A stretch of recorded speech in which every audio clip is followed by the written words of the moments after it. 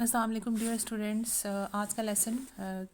ہم شروع کرنے جا رہے ہیں، اور اس سے قبل ہم اسلامی مساوات نظم ہم نے کی تھی شامل نصاب، اور اب آج ہم کرنے جا رہے ہیں نظم نمبر 5 ہے جی سراغ راہ رو۔ تو نظم نمبر 5 سراغ راہ رو کے جو شاعر ہیں ان کا نام ہے جوش ملی آبادی، اور ان کا جو دور حیات ہے وہ 1896 سے 1982 پر مشتمل ہے۔ یہ نظم ہمارے سلیبس میں شامل ہے بچوں، اور اس نظم کا جو ماخذ ہے وہ جوش ملی آبادی کی کتاب سرود و خروش ہے۔ تو تھوڑا سا ہم شاعر کا جو ہے وہ تعارف دیکھ لیتے ہیں کہ جوش ملی آبادی کا جو اصل نام ہے وہ شبیر احمد خان تھا، جسے تبدیل کر کے انہوں نے اپنا نام شبیر حسن خان رکھا۔ ان کا تخلص جوش تھا، اور جیسے کہ میں نے آپ کو پہلے بتایا کہ یہ 5 دسمبر 1898 کو ضلع ملیح آباد یو پی میں پیدا ہوئے۔ ابتدا میں یہ عزیز لکھنوی سے اصلاح لیتے رہے، مگر بعد میں انہوں نے اپنے وجدان اور ذوق کو راہبر بنایا۔ پاکستان بننے کے بعد جب یہ پاکستان آ گئے تو اردو ترقیاتی بورڈ کراچی کے مشیر خاص یہ مقرر ہوئے، اور ان کی جو تصانیف ہیں زیادہ مشہور ان میں ہم لوگوں کے پاس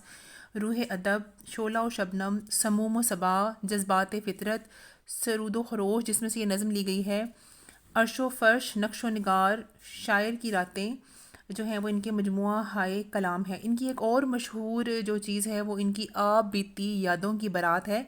جس کی وجہ سے ان کو اردو ادب میں ان کا نام جو ہے وہ زندہ رہے گا اور ان کو یاد رکھا جائے گا ہمیشہ۔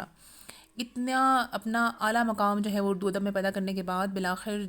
22 فروری 1982 کو جہان فانی سے کوچ کر گئے۔ یہاں پہ جو نظم ہم لوگ کے پاس ہے، ہم اس کے اب اشعار کی تشریح دیکھ لیتے ہیں۔ پہلا شعر دیکھیں اس کا: جہاں زمیں پر رگڑ کا نشاں حویدہ ہے، دلیل اس کی ہے سانپ اس طرف سے گزرا ہے۔ تو پہلے میں آپ کو اس کے مشکل الفاظ کے معنی بتاتی چلوں۔ حویدہ کا مطلب ہوتا ہے ظاہر یا نمایاں، واضح بھی ہم کہہ سکتے ہیں۔ دلیل کا مطلب ہوتا ہے نشانی، ثبوت یا علامت۔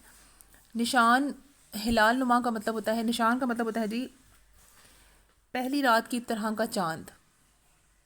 رگڑ کا نشاں حویدہ ہے، تو یہاں پہ مطلب ہے ہم لوگوں کا پاس دوسرے شعر میں جو ہے وہ یہ والا ورڈ استعمال ہوا ہے ہلال نما۔ اس کا مطلب ہوتا ہے ہم لوگوں کا پاس جس طرح سے پہلی رات کا چاند ہوتا ہے اسے ہلال کہا جاتا ہے، تو اس کا مطلب ہوتا ہے ہلال نما نشان، اس طرح سے جس طرح سے پہلی رات کے چاند کا نشان ہوتا ہے۔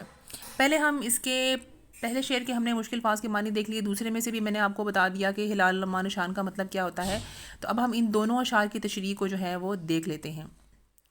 پہلے شعر کا اور دوسرے شعر کو ملا کر اگر ہم دیکھیں تو اس کا مفہوم یہ بنتا ہے کہ زمین پر جہاں بھی رگڑ کا نشان ظاہر ہوتا ہے تو یہ اس بات کی دلیل ہوتا ہے کہ سانپ اس طرف سے گزرا ہے۔ اسی طرح سے دوسرے شعر میں کہ راستے میں جو ہمیں ہلال نما نشان نظر آتے ہیں وہ اس بات کی گواہی دیتے ہیں کہ اس جگہ سے تھوڑی دور آگے سوار جو ہیں وہ اپنی منزل کی جانب رواں دواں ہیں۔ ٹھیک ہے جی، اب یہاں پہ ہم اس طرح سے کہہ سکتے ہیں کہ جو ہمارے شاعر ہیں جوش ملی آبادی صاحب، ان کا شمار دور جدید کے ممتاز شعراء میں ہوتا ہے، اور ان کے تخیل میں وسعت اور انداز بیاں میں ندرت اور روانی پائی جاتی ہے۔ اس شعر میں یہاں پہ یہ کہہ رہے ہیں کہ زمین پر جہاں کہیں بھی گھسٹنے یا رگڑنے کا نشان موجود ہو تو یہ اس بات کی علامت ہوتا ہے کہ اس راستے سے سانپ گزرا ہے، کیونکہ ہر مسافر، ہر کسی راستے سے گزرنے والا اس راستے سے گزرتے ہوئے وہاں پہ اپنے گزرنے کے نشان چھوڑتا جاتا ہے، نشان سب کہ جس راستے پر سانپ گزرنے کی نشاندہی ہم لوگ کر سکتے ہیں۔ ٹھیک ہے جی، اب یہ ہے یہاں پہ اصل جو پوائنٹ آف ویو ہے وہ یہ ہے کہ دیگر جاندار جو ہوتے ہیں ان کے برعکس جو سانپ کے گزرنے کا نشان ہوتا ہے وہ تھوڑا ڈفرینٹ قسم کا ہوتا ہے۔ آپ نے دیکھا ہوگا کبھی زندگی میں آپ کو اتفاق ہوا ہو کسی ایسی جگہ کو دیکھنے کا، شاید اصل میں تو نہ اتفاق ہوا ہو لیکن ویڈیوز میں یا ٹی وی پر یا کہیں اور آپ نے دیکھا ہوگا کہ سانپ جس طریقے سے گزرتا ہے تو وہ گول گول اس طرح سے بل کھاتے ہوئے راستے کی طرح کے نشان ہمیں نظر آتے ہیں، اور یہ اپنے جسم پر جو ہے وہ موجود اسکیلز کی جانب سے چل رہا ہوتا ہے، اور اس کی جو گھسٹ کے چلنے کی وجہ سے مٹی کے اوپر اس کے چلنے کے نشان جو ہیں وہ بہت ہی واضح اور گہرے ہوتے ہیں، اور ان کو دیکھنے کے بعد فوراً دیکھنے والا یہ پہچان جاتا ہے کہ یہ نشانات کسی اور جاندار کے نہیں بلکہ سانپ ہی کے ہیں۔ تو یہاں پہ آپ ایک حوالے کا شعر جو لگا سکتے ہیں وہ یہ ہے کہ یہ اور بات ہے کہ اس پر کوئی چلے نہ چلے، لکیر چھوڑنے والا لکیر چھوڑ گیا۔ پھر اسی طرح سے یہ ہے کہ جو ہمیں راستے میں اگر ہم گزر رہے ہوں کہیں پر، تو یہاں پہ ہمیں جو ہے وہ ہلال نما نشان نظر آتے ہیں، وہ گھوڑوں کے سموں کے نشان ہوتے ہیں کہ جہاں سے گھوڑے گزر کے جاتے ہیں وہاں پہ وہ اپنے پیروں کے نشان جو ہیں وہ چھوڑ جاتے ہیں، اور جہاں پہ ہمیں کہیں پہ اس طرح کے نشان نظر آ رہے ہوتے ہیں اس سے یہ اندازہ ہوتا ہے کہ یہاں سے ابھی تھوڑی دیر پہلے کوئی قافلہ گزرا ہوگا اور تھوڑی دیر فاصلے پر کچھ جو ہیں وہ مسافر یہاں سے گزر رہے ہوں گے۔ تو اس کی یہ جو ہے بتانا چاہ رہے ہیں اس نظم کے اندر جو شاعر جوش ملی آبادی کے، اگر ہم دیکھیں تو دنیا کی ہر چیز جو ہے وہ محو سفر ہے اور اپنی منزل کی جانب جو ہے وہ رواں دواں ہے۔ اسی طرح سے ہمیں بھی جو ہے وہ اپنی سفر کو اختیار کرنا چاہیے اپنے منزل کے حصول کے لیے، کیونکہ آپ لوگوں نے یہ کہاوت مشہور تو سن رکھی ہوگی کہ سفر جو ہے وہ وسیلہ ظفر ہوتا ہے، اور کسی بھی انسان کو گھر پہ بیٹھ کے صرف یہ سوچ کے کہ وہ تساہل سے کام لے لے یا وہ بیٹھا رہے تو اسے اس کی منزل مل جائے گی، ایسا پاسبل نہیں ہے۔ اس کو اپنی منزل کے حصول کے لیے یقیناً جو ہے وہ سفر کا راستہ اختیار کرنا ہوگا، حرکت کرنی ہوگی، اور حرکت میں برکت ہوتی ہے اور اسی سے وہ اپنی منزل کا جو ہے وہ حصول کر سکتے ہیں۔ آپ آتش کا ہی ایک اور شعر دیکھ سکتے ہیں کہ تھکیں جو پاؤں تو چل سر کے بل، نہ ٹھہر آتش گل مراد ہے منزل خار راہ میں ہے۔ اس کی پچھلی غزل کا ہی یہ مقطع تھا، اور اس غزل میں بھی یہی مضمون ہمیں بیان کرتے ہوئے نظر آ رہے تھے کہ انسان کو اپنے منزل کے حصول کے لیے کوشش جو ہے وہ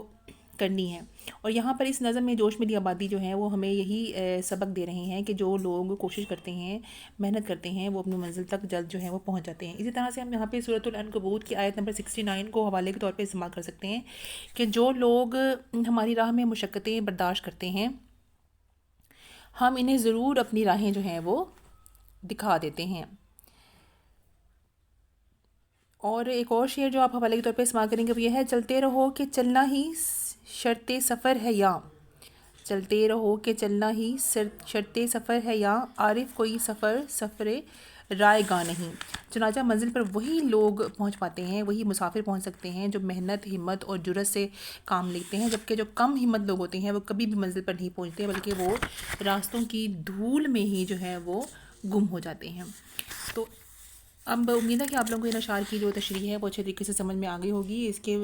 شعر نمبر 1 اور 2 کی ہم نے تشریح دیکھی ہے، انشاءاللہ اگلے 2 اشعار کی تشریح جو ہے وہ ہم کل دیکھیں گے۔ بہت شکریہ۔